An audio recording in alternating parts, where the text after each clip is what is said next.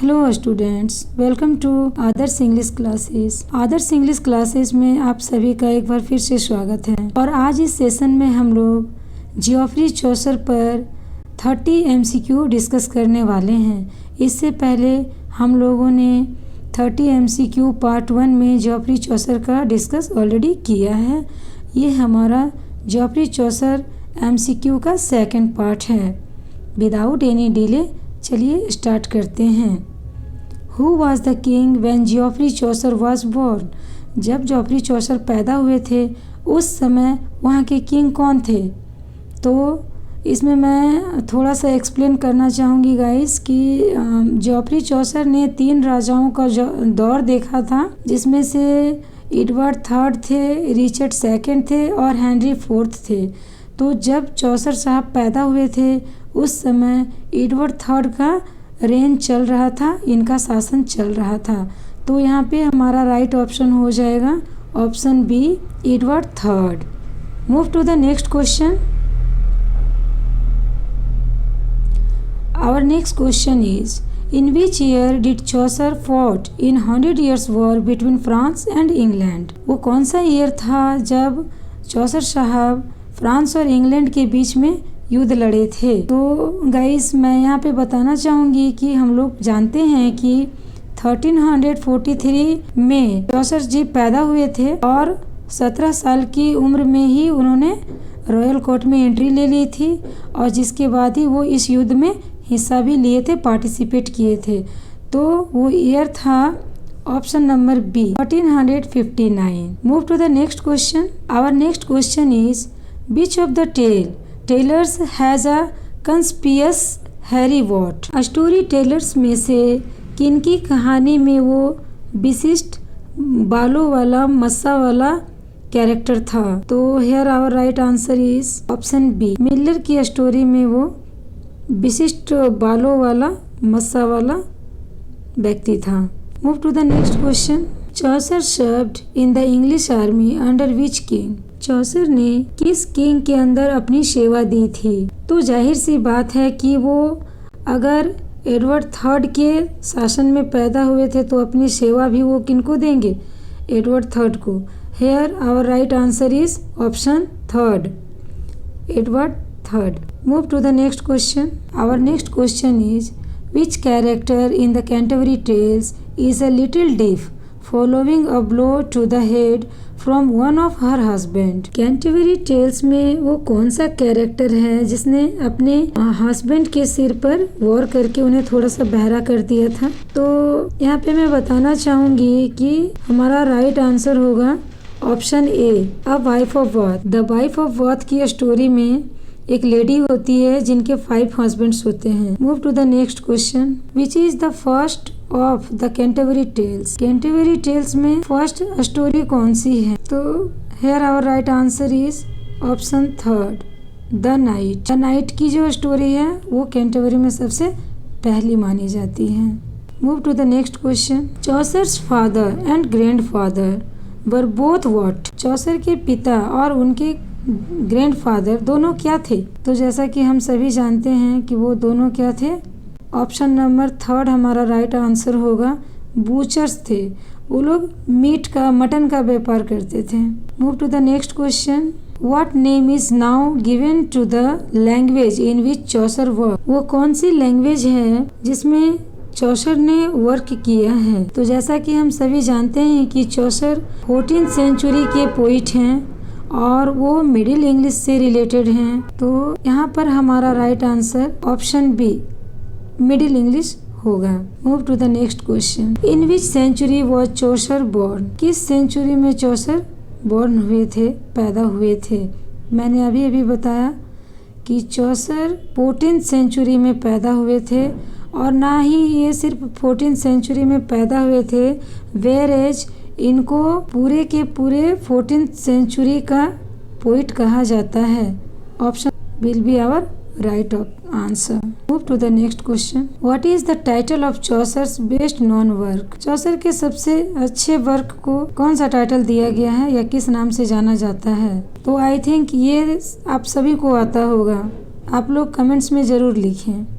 Our right answer is option A, The Canterbury Tales.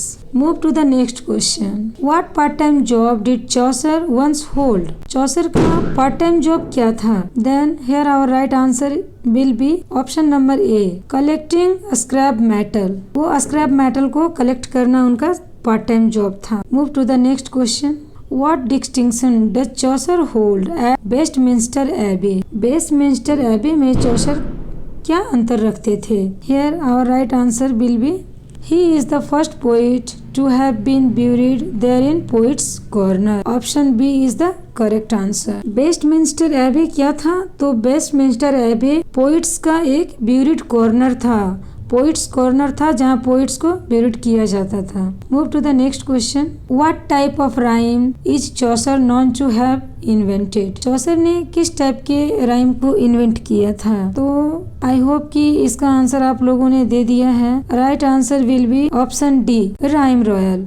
ये 7 lines की होती है और चॉसर्स के जो राइम रॉयल स्टेंजास हैं वो किस टाइप में है उन्होंने लिखा है, मैं आपको बता दूं. A B C D E F और अंत में 2 कपलेट्स होते हैं G. ये उनका राइम रॉयल स्टेंजास है. Move to the next question. Which author wrote a short story about a Chaucerian scholar? वे कौन से ऑथर थे जिन्होंने चौसर के बारे में लिखा था? वो कौन थे जिन्होंने चौसरियन स्कॉलर के बारे में शॉर्ट स्टोरी लिखी थी? तो वो थे, here will be right option B, Rudyard Kipling. Move to the next question. Beside the Canterbury Tales, how many other major works is Chaucer credited with writings? The Canterbury Tale के अलावे और कितने major work का credit चौसर को जाता है? तो उन्होंने बहुत सारी मेजर बुक लिखी थी, उनका बहुत सारा मेजर वर्क है. Here right answer will be option B, 9. Move to the next question.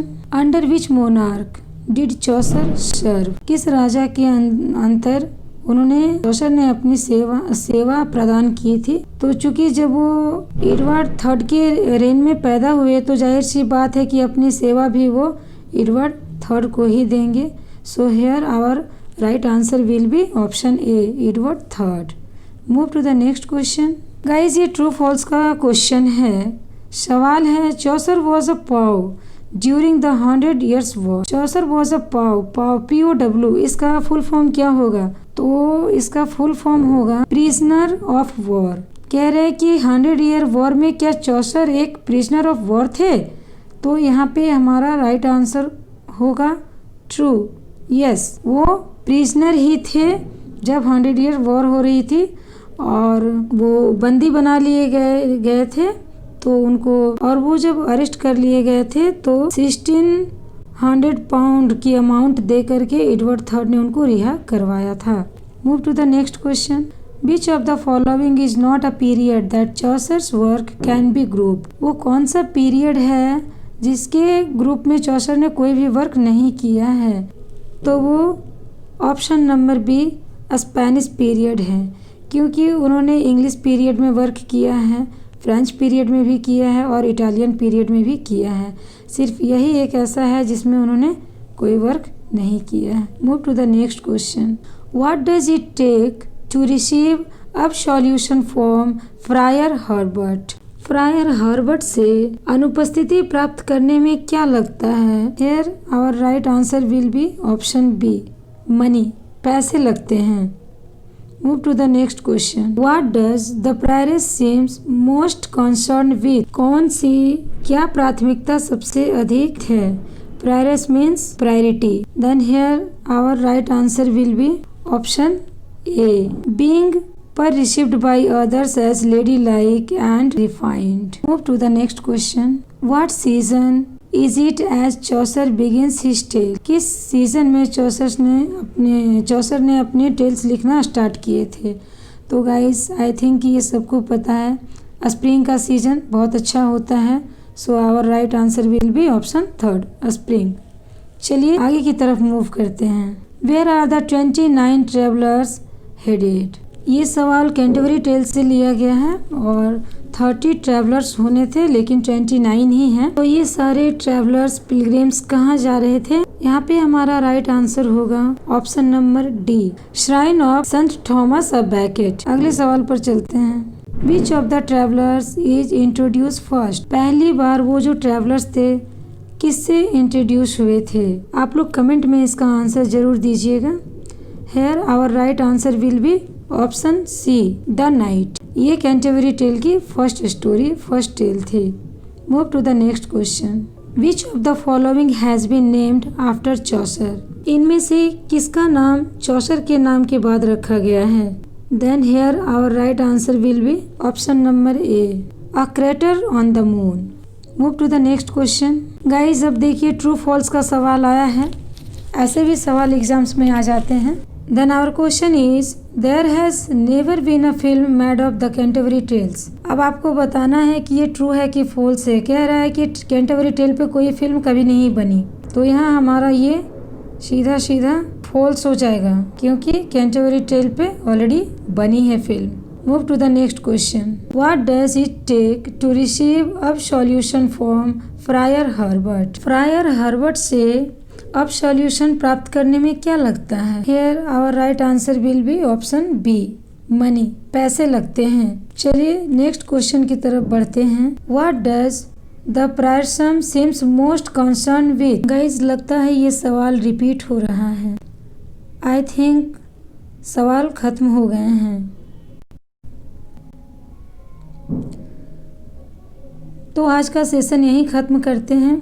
I hope कि ये सेशन आप लोगों को पसंद आया होगा, और मैं यहाँ बस इतना कहना चाहती हूँ कि आप लोग अपना सुझाव कमेंट बॉक्स पर ज़रूर लिखें, ताकि मैं अपने वीडियोस को और बेहतर बनाकर आपके सामने ला सकूं और आपके एग्ज़ाम्स के लिए आपकी मदद कर सकूं, आपकी हेल्प कर सकूं। Thanks for watching.